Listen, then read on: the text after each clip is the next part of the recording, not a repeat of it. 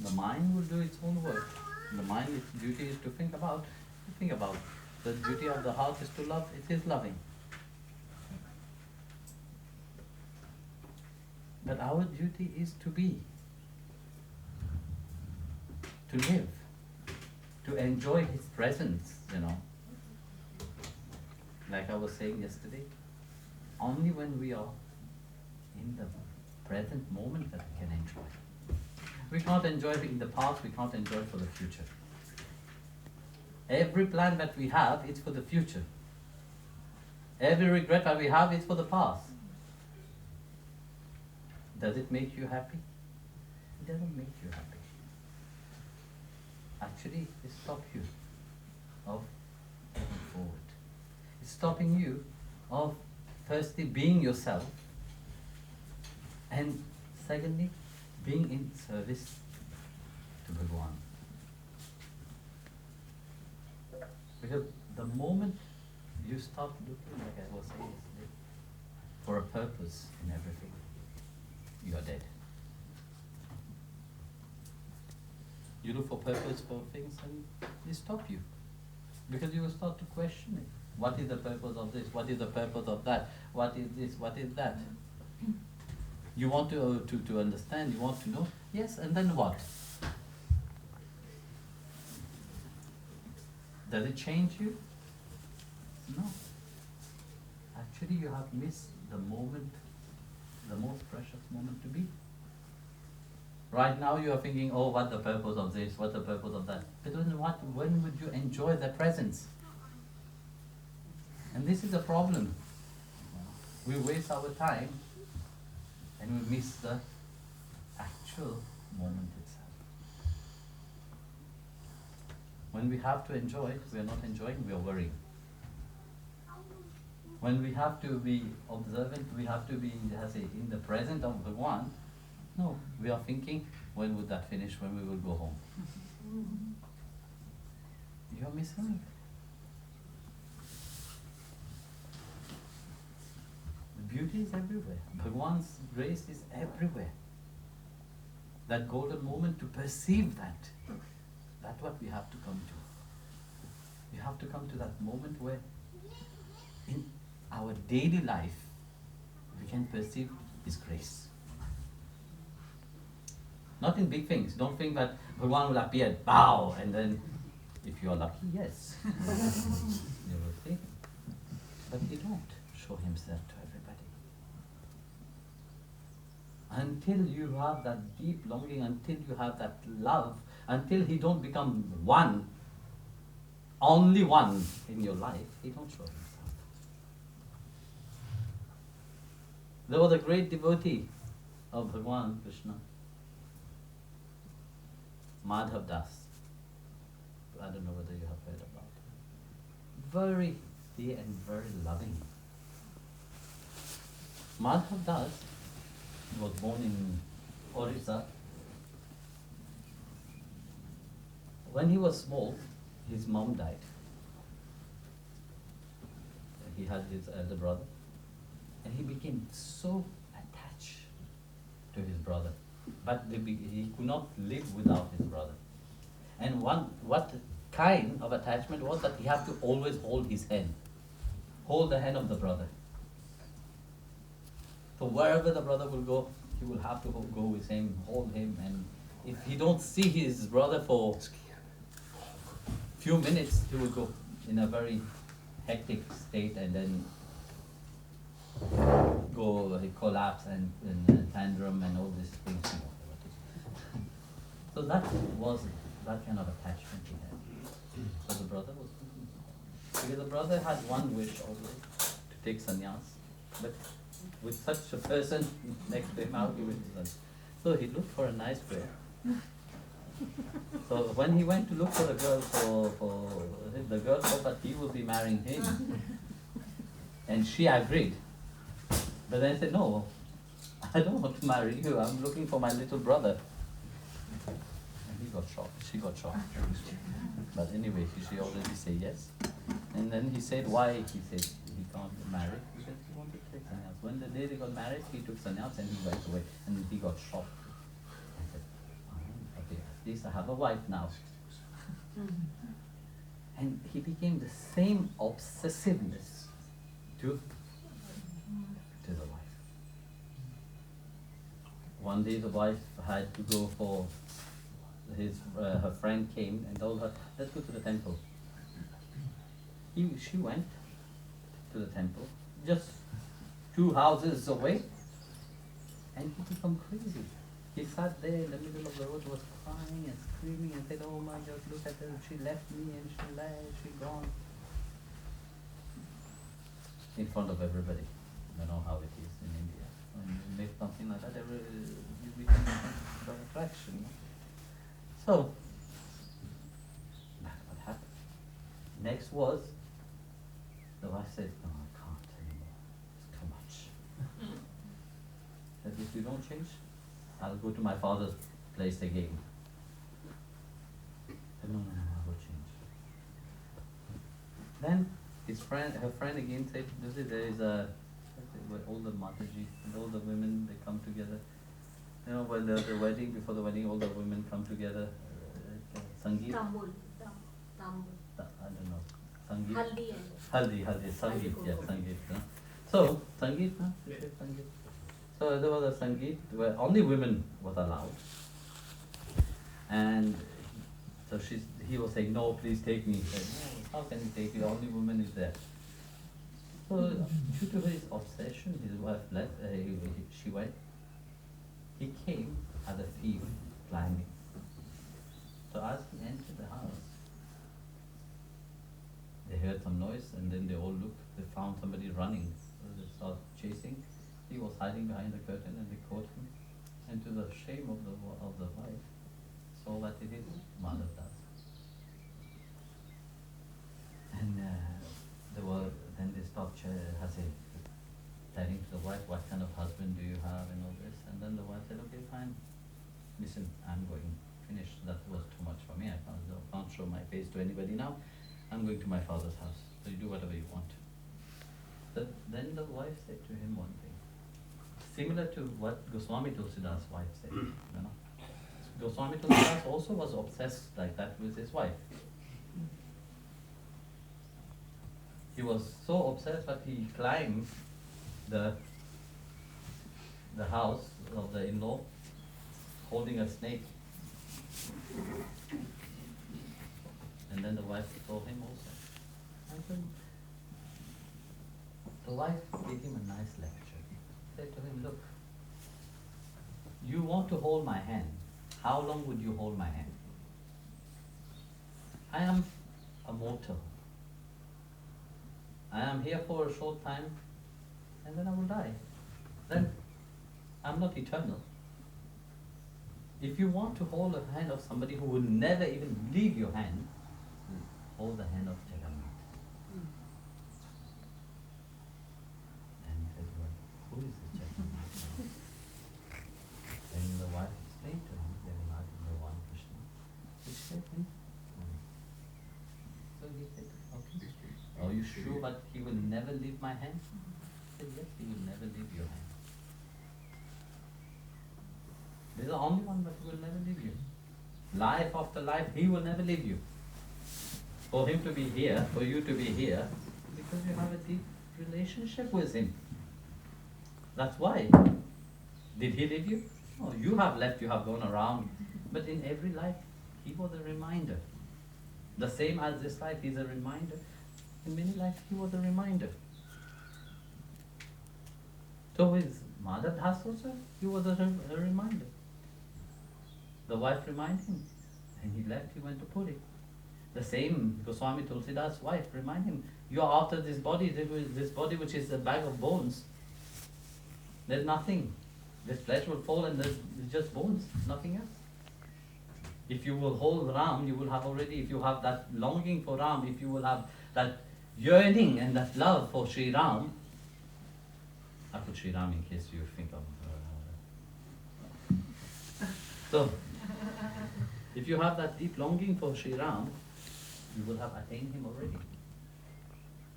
The same thing, you see, we see the similarity in the story of So what does it mean?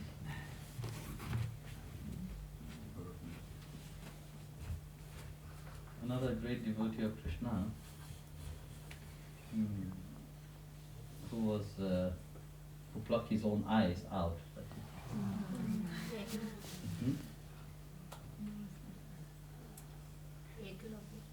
No, Eklavya.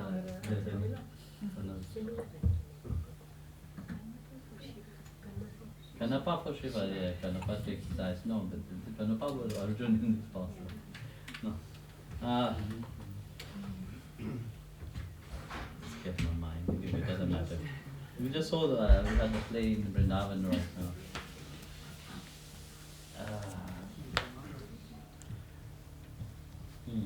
Chintamani. Bilvamangal. Bilvamangal and Chintamani are the same. Chintamani was a prostitute and Bilvamangal was visiting. So due to that, he also, became upset. But Chintamani reminded that Bhagavan Krishna is everything. Why you long for that? Well, very rare you will have such blessed women who will remind the husband of the most important thing. So, like that, Madhav Das' wife reminding him that he has to hold the hand of somebody which is eternal. As our Atma is eternal, he is eternal. Only eternal and eternal can have a relationship. So he went and looked for Jagannathji. So he arrived in Puri and he asked, where is Jagannath? They guided him to the temple and he saw Jagannath. When he saw Jagannath, he got shocked. What? Why? He don't have hand. He don't have hand. No, that can't be Jagannath. That's the whole of the universe. He don't have hand. How he will hold my hand? Look at the beauty of that. That Bhagavan himself brought him there to have the blessing because of his dearness to him. And then you not recognize Bhagavan in that swarup. Bhagavan comes in so many forms.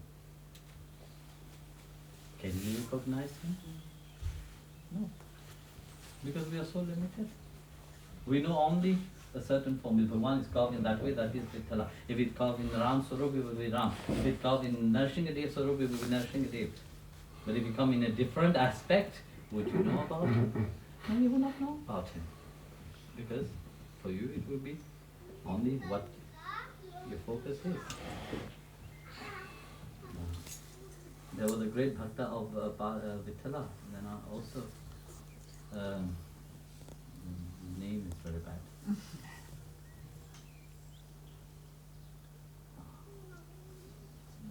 All these saints, they have such a deep relationship with Bhagavan that Bhagavan personally came and served them, So come back to Madhava. So even Balaram came and tell the story of Jagannath, why the Swarup is like that. But he was so stubborn. He said, no, Bhagavan, I will not get up from here. He took a vow. He will not eat, he will not drink, he will sit in that place until Bhagavan come himself and hold his hand and bring him in. That was his stubbornness. So Balaram came and told him the story of Jagannath, how when Satyabhama and Rukmini wanted so much to let's say, when Bhagavan Krishna in his dream, he was chanting the name of Radha, and then they went to Rohini and asked Rohini Ma, tell us, who is this Radha? Why Bhagavan himself is calling to Radha? Then Rohini Devi said to Satyabhama and Rukmini, Radha actually, you don't need to be scared of her. Radha and Krishna is one. There is no difference. And that's what Krishna said to Radharani when he left Vrindavan. He gave her the darshan that half of him is Radha, half of him is Krishna. Radha is never far away from Krishna. If you chant the name of Radha, Krishna will come. But they said, what is so special about it? They said, Radharani is so surrendered to Krishna, so dear to Krishna. And when Krishna left, she didn't stop Krishna. Somebody else could stop him.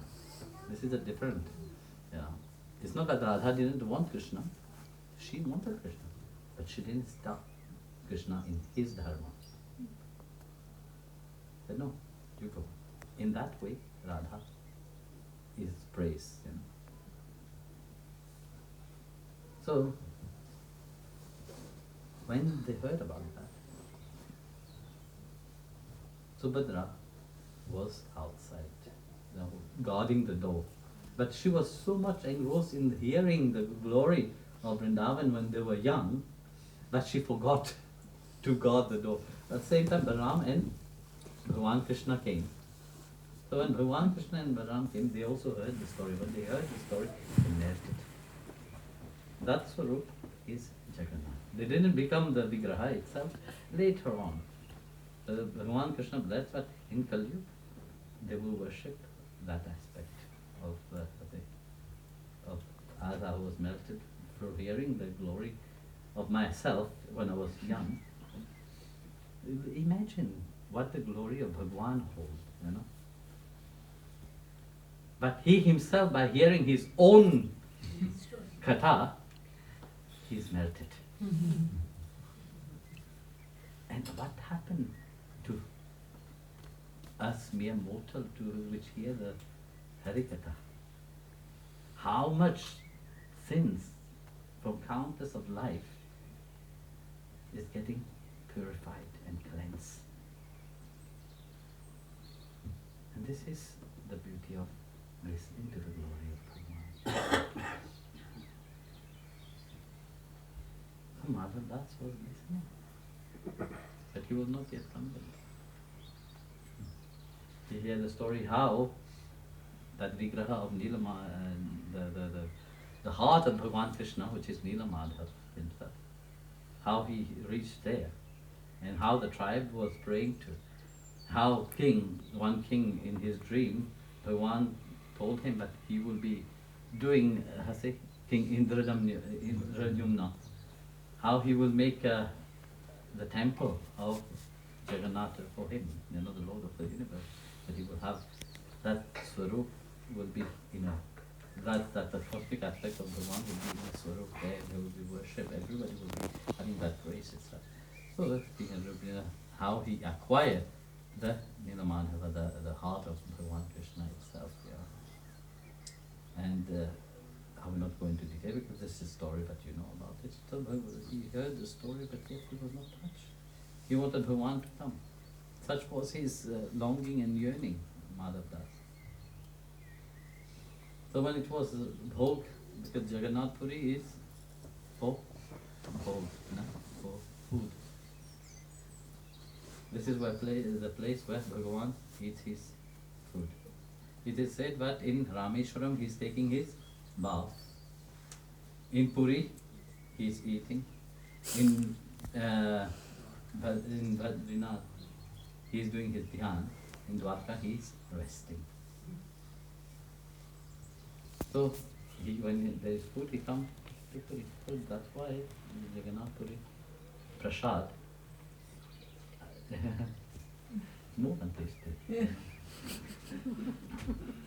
It's the prasad of Sri Hari actually, whether it is in Jagannath Puri, whether it is offering here, wherever Bhakta is offering the prasad of Sri Hari, the prasad of Sri Hari is Hari himself. So Madhav Das said, I will not eat anything. So Mahalakshmi and Subhadra came in disguise to feed him. And they told him the story of the prasad of Jagannath. How wonderful it is. So the prasad of Jagannath, prasad of Sri Hari. That's why when you do Satyanarayan Puja also, what do you hear? The story of the bhog, the prasad. No? How Kalavati, Lilavati refused to take the prasad and then they were cursed, and then they, even by just taking the prasad, Bhagavan gave them everything back again. Because the bhog, the prasad what is offered to Sri Hari, it is himself. So Bhagavan Shankar and Brahmadev always wanted to have the bhog from Mahavishnu. But Shivanarayan never gives his bhog to anybody. Even Mahalakshmi don't take the bhog. So he eat, and Mahalakshmi retransform again what is left back to how it is. So one day Narada visited a bhakta in Julho, and the bhakta was praising the prasad of Srihari. Narada never heard about the prasad of Srihari. And he said, well, this prasad, even Shiv and Brahma, they long for it, but they never get it. So his curiosity increased. And Narada wanted to have the prasad. Narada said to the bhakta, I will have the prasad. How come you will have the prasad? Even Shankar Bhagavan and Brahmadev, they never got a morsel of that prasad. Even Mahalakshmi never had a morsel of the prasad. Even if she cooked the prasad, she never take. Unless Sri Hari himself gave, then she would take. But she never. So hearing that, she said, okay. They planned it very wisely in this way. And he went to Vaikuntha. And that Bhagavan was about to take prasad. He stood there and said, oh, you are taking prasad, very nice. And he stopped praising Mahalakshmi. So it's first, when they had the thing, Mahalakshmi said, why did you come, Narada? Now you know Bhagavan have taken his bhog. Why are you here? Are you after his prasad? No. I say, how can I even dare to think about such things? I had just come to see how you all are. I was thinking about it. I come to see you. So Maharashmi said, okay. Then he took the prasad, said she left. Then again, next day, as she was preparing the prasad, what are you doing? I'm cooking. How do you cook? Can I see? Said, yeah, I cook. She told him, cook like in Puri, they cook nowadays. You know, the first prasad is Mahalakshmi who was cooking from one pot to the other. You know, there's a whole big pot like that. The funny thing is that they cook from down and up. Never the food get burned. Never the food is half cooked. From top to down, all the food get cooked. The same. So Mahalakshmi showed it to Narada. This is how I cook. And in Puri, even till today, they cook the same way. And Puri is the only kitchen which is open 24 hours a day. Because Bhagavan ate. You been to Puri? Yes. You know how, you've seen the kitchen? Yes. We also eat on the down actually. Yeah. So it is always cooking. There's, for thousands of years, the fire have not been off in Puri. Only for a short time, it was off during the Mughal time because it was attacked. And the Muslim was destroying everything. So the deity was transferred somewhere else. And the prasad was offered there. So, Narada served Mahalakshmi for 12 years. Like you waited for 12 years. So, 12 years is one spiritual year. So you think that, oh yeah, I've been doing meditation for 5-6 years. It's nothing. 12 years is equal to 1 year of spirituality. When you have passed 12 years, then you can say yes. You have done 1 year. So, 12 years he served. And Mahalakshmi said, Narada, you have been serving me for so many years, 12 years, so nicely. What can I give you? I want to give you something.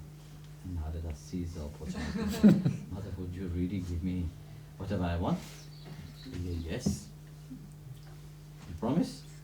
Yes. For your service, I will give you everything. I just want the remnant of the Lord Himself. Mahalakshmi got shocked. How can I give the remnant of Bhagavan? He don't give. If he don't give, I can't. So that become a problematic for her now. So that, okay, let's do it like that. So she said, okay, I'm preparing food now. Come, let's go. So take the prasad to Srimad Narayan. Bhagavan was sitting, smiling, of course, because he knows everything. He planned it in advance because Sri Hari is so cunning. He planned everything in advance.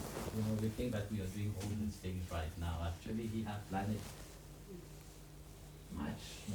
Even when it was not yet in our DNA, but we will be sitting here today, he had already planned it. So, Bhagavan said, okay, Narada. Mahalakshmi appeared very sad. Said, why are you sad? Said, I have promised somebody something, but I don't think I can keep my promise. To whom did you promise? This Narada? Who else? But he said, you know, this Narada can't keep anything quiet. Have you made him a promise, but you should not say anything to anybody? If I give my prasad to him, that's what you want now. If I give my prasad to him, you should not open his mouth to anyone. I will not say a single word. You will go in and will stay.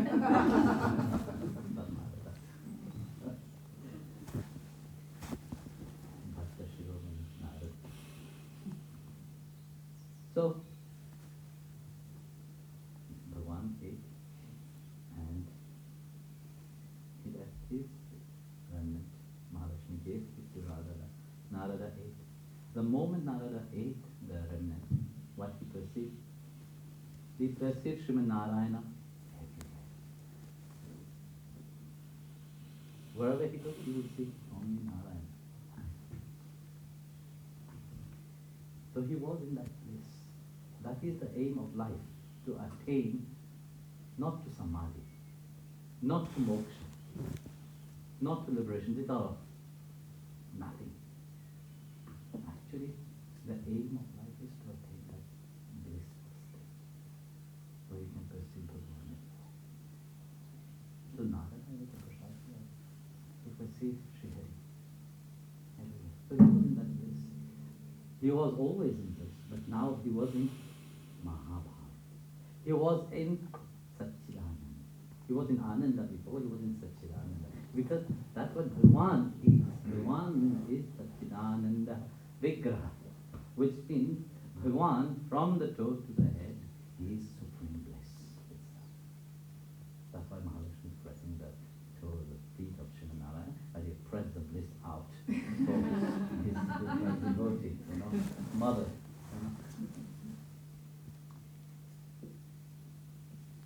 We think that she's sitting there. Actually, she's sitting there for all of us. No?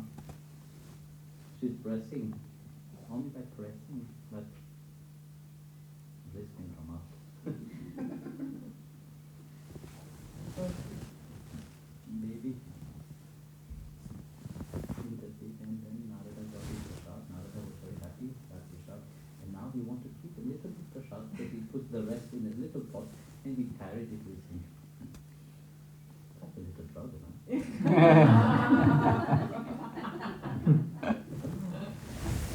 So, people that you have left, they all will die when you come back. Are you ready to sacrifice everything to go and invite Brahma? Because only Brahmaji can do the Pran Pratishtha of Sultan. Nobody else can do that. I said yes. At that moment he said goodbye to everybody. And he left his wife. And his wife said, I will wait for you. I will wait for you. Time will pass and then years, you guys will pass. So he went to Jagannath, to Brahmalok. When he reached Brahmalok, by Brahma, knew very excited, and he all came back again. When he came back to Dwarka and everything, Kalyu was here. So So in Gaur Kal Yug, in 1200, 1100 something, again, everything has changed. When he came, his wife felt how with him. You see, when he left for Brahmlok, his wife went in a cave and she entered into Mahasamadhi. That's why we see many saints, Sandhyanishwar, Raghavendra Swami, they all take Samadhi, Jail Samadhi, which means they're still alive. So his wife also was still there. But the family, his brothers, children, they were looking after her, but she wasn't deep Samadhi. When he came back, Brahmaji came back, and then they were preparing the opening of the temple. In Kailash, Bhagwan Shankar was so happy that the temple for Lord Jagannath is being opened. He was dancing in ecstasy, dancing very nicely, happily. He arranged, he called all the devas and arranged for a big banquet. So all the devas came, also Narada came, of course. But then Indradev asked, such a blissful it will be, the temple and all this thing. And they said, what is more beautiful than that? That will be the grand temple of the Jagannath, Lord of the universe itself, So what will be the grand, more than that, And he said, well, the name of Sri Hari is great. And of course, there's all what Sri Hari does is great. And Shiva was praising Sri Hari, and Indra also was praising Sri Hari. And of course, Narada opened and said, so the prasada Sri Hari. Once you have tasted, you will have never forget about it. It's so good. He explained what his heart was at that moment inside of him. He could not keep his tongue. Narayana, Narayana. When he had said it, everybody was quiet looking at him. Shiva was Did you eat the prasada of Harinarayana? He looked left, he looked right, just nodded. And as he nodded, he was trying to hide something. Shiva got up from the seat, approached Narada. Narada, what are you hiding? Nothing. He did the Mahaprasad of Sri Hari. The pot which I have got it, but I think I ate everything, there's nothing left inside. He said, let me see. So he took the little pot, and around there was just one grain of rice left. He took that grain and put it in his mouth. The moment he put it in his mouth, he went into Divan ecstasy and he started dancing the Nataraja in deep ecstasy. And everybody was just looking, and at the same time jealous of Shiva. They all wanted it. But Lord Shiva had eaten everything himself. There was only one thing. Devi Parvati was arriving and saw Shiva was dancing without her. Why is he so blissful? I'm not there. Devi Parvati came in front of Shiva. What is wrong with you? Shiva looked at her. I'm sorry, Parvati. I ate all the prasada of Sri Hari alone. I didn't share it with you. She became angry. Vaikunth Sri Narayana was laughing.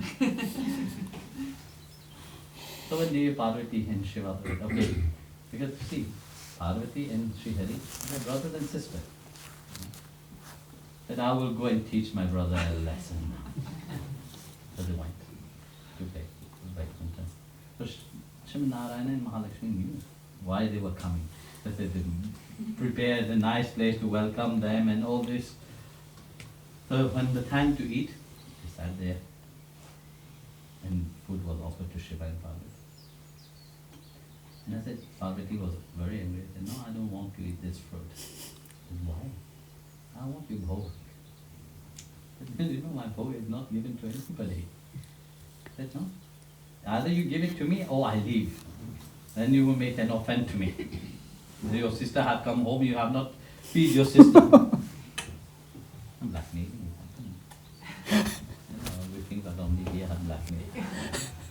They are also blackmail. But here blackmail happen for wrong reason.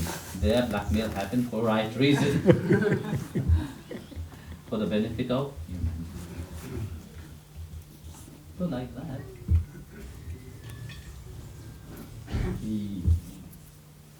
Vishwananda have to agree. But Devi Parvati said one condition. That this prasad, the bhog that you are giving, not only me, I want that all my children on earth may be blessed to have this prasad. So would you refuse me? Vishwananda said no. And that's true, that bhog will be also offered to all humanity. So whoever come to Jagannath, they have to eat the Mahaprasad, the bhog, which is offered in the temple itself for the Lord Jagannath.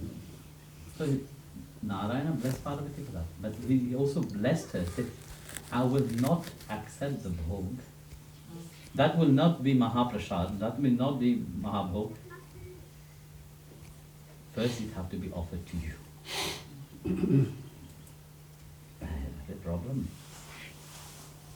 Devi Parvati said, how can I say, you offer me the bhog first, then to you? Impossible. I said, no, I will never accept the prasad. First it have to be offered to you. Then Devi Parvati said, have you ever seen a mother eat before the child? The mother is happy to feed the child, and you are like my child, so you eat first, then I will eat. And I said, no. A mother always tastes the food first. If the food is good, then it's offered to the child. If the food is not good, it will not offer to the child. So the mother tastes the food first. So Parvati was smiling and said, yes, I accept. She said, if you want it, I said, fine. That's why all the prasad, before arriving to Jagannath, the prasad is offered to Vimala Devi, which is Parvati herself. So prasad is offered first to Vimala, passing in front of Shiva, then it goes into the hall where the prasad is offered to Jagannath. The whole process of that, But the funny thing is that in Jagannath, when they are cooking, you see, when you pass a restaurant,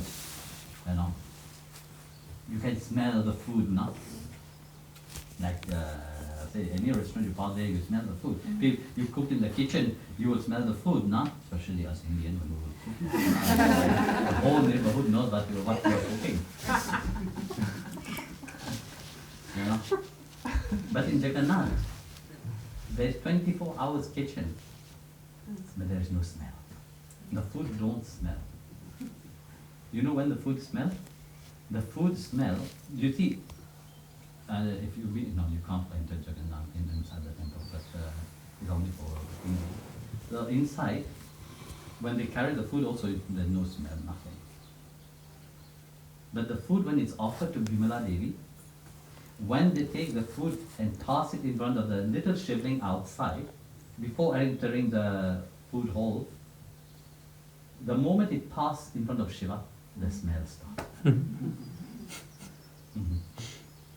This fact, even scientists have not understood, Why is it? So that is the Mahabhog of Jagannath. It's not that you white people will not have Jagannath Prasad. He bring outside also, everybody. Last time we had a retreat in Puri. Everybody, they brought a lorry full of prasad from all over. There's such a beautiful story, in once, 12 years ago when I was in Puri. When I went, it was my second time, I think, not third time, Satsang. I said to, before I went to Puri, I said, listen Subhadra, I'm coming, I want you to treat me. That's what I just said, you know. We went inside, and we were by the gate, and of course Jagannath Puri is full with thousands of people. And I was about to end. The head priest saw me and came to me and started talking to me. He asked me where I am, and those things were talking, and I said, I don't know why I feel like I'm drawn to you. Even his assistant was shocked because normally we don't go and talk, we don't talk to anybody. They're very austere, very up to themselves. But he came and he started talking. And he took me by my hand. Swami Chida was with me because first time Chida was there, I took him also because he was the only Indian. So we went. The others were outside, probably of the gate, singing, waiting for us. So he brought me inside of Jagannath, in front of the deity. I don't know when you went to Jagannath. When I was like my +2 actually, like around 24 hours back, 24 years back. Okay, that time you could go in front of Jagannath, Yes. but nowadays you can't go in front of Jagannath. That time I could go in front. So we went in front of Jagannath itself, and the priest left me inside for 1 hour. I said, please stay inside with Paramahamsa, we sat there, and then it was very nice to be inside of Jagannathji. Until a few weeks later, when they did the renovation, they found out that the whole Singhasan under which the Jagannathji, Paramahamsa Subhadra is sitting, is made of salikam. Because the piece was broken, and then when they tried to repair it, more piece broke. When they opened, they saw it was 125,000 saligram inside. So out of this 225 saligram, we have 2 saligrams on that in Germany. They gave me 2 of them. So then the head pujari said, okay, please wait. And of course, you have bhog which is offered then and given to everybody. Then they have the Maha bhog which is offered directly to Jagannathji in the golden plate. So he brought that Mahaprasad, and he put us sitting in the outside of the temple, and he feed us all the Maha bhog from the golden plate of Jagannath. And that was amazing. Like I said, Subhadra, you look after him. And he had really taken super good care. And after that, the Pujari says, you have more people with you. I said, yes, there's white people outside. and the town, I said, like 10 people are outside. And he packed so much prasad, not from the Mahabhog, but from the bhog which offered in general. And he himself and his assistant came outside of the temple to give the prasad to them. That was really amazing. The assistant said, he's shocked. Yeah, I've never done that. And when we wanted to give them dakshina, he said no. He refused. And this is amazing, really. Those who, I can't say I'm surrendered, but those who surrender to his lotus feet, those who have that great love for him, Like Madhav Das, he wanted to hold Bhagwan's hand in any situation, but he is holding your hand. And more than you hold his hand, because you holding his hand is flickering. You're holding his hand, one day is like this, the next day is like that, because it is superficial, it is all for your own benefit. But trust that he is holding your hand, and he is holding your hand, it is for your benefit actually. So, I wish you good service always to Vittal Rukmini, and that you build your relationship and your love and your service to him. And in that service and that relationship, don't forget to know that he is the resider in everybody's heart. It's not that he is just a vigraha outside, it is also in the people. how you treat people, how you serve people, how you look, you talk to people. This is also the same date which is outside, is also inside the heart of that Paramita. This is the essence of your own breath, actually. It's the essence of everybody's breath. It's the essence of the tree's breath. It's the essence of the animal breath. That's why we protect that nature, we protect the animals, we protect trees. We don't cut trees, we plant trees. We worship trees. We worship the animal. Make that your dharma also to protect and to, look after. That is called Bhoti Yagna. Bhagavan Krishna speaks about that in the Gita. Those who serve, those who can't talk about, and you serve them and look after them, you care for them, it's equal to service to him. So, carry on